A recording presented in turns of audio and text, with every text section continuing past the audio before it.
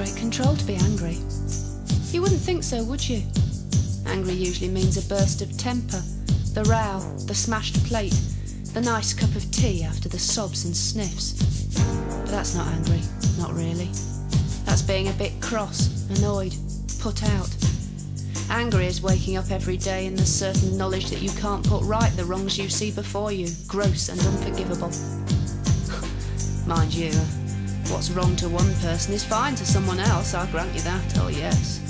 I mean, when I see the abundant life evangelical church looming like a great grey warehouse on the hill and contemplate the sorry mentality of its good Christian flock, my anger simmers a little, it must be said.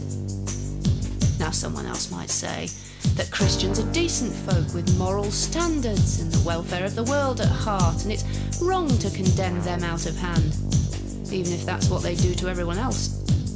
Two wrongs don't make a right and all that. You can get into one of those long arguments about the state of the world that go on for hours, and a clever speaker could probably beat me easily, as I was never the great debater, being too furious and prone to becoming speechless and tearful.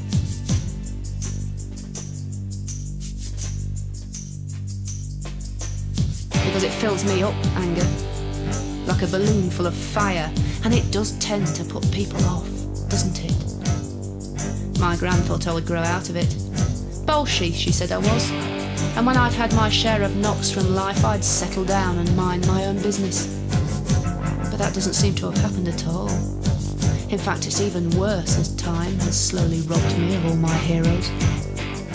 All the little cruelties and betrayals that people hand out in private with self-righteous expressions do make you understand how easily humans can do murder, rape, and even genocide or the vast destructions of land and water.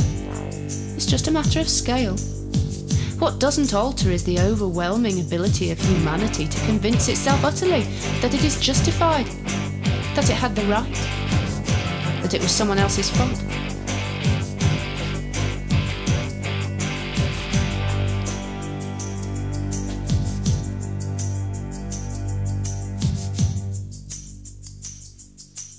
You know, I remember very well when I was a child, believing with all the power that I could summon, that if you loved someone enough, they would love you back. They'd have to. I was wrong, of course. But I wonder how often that child's belief howls in the heart of victims when the predator looms over them. How often the tortured scream, "You must believe me! I don't know anything! You must believe me, it's the truth!" As if the truth will save them. How often the woman smashes up against the wall, spitting teeth and blood, crying, "But I love you! I love you!" As if her love will save her. Oh, it's not like that in real life, is it? In real life, they asked for it. They just happened to be in the wrong place, mix with the wrong people, marry the wrong man. The chain of excuses. And it takes control to be angry.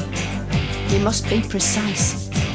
Get hold of the twisting, screaming thing each day and leash it tight, because otherwise you burn up inside and nothing gets done. You die. And what does another dead soldier mean in the great scheme of things? It means one less to be angry about the small betrayals and the great. It means one pair less of open eyes that see and cannot shut in the kingdom of the blind. And that would never do, because it's a long war we're fighting against ourselves.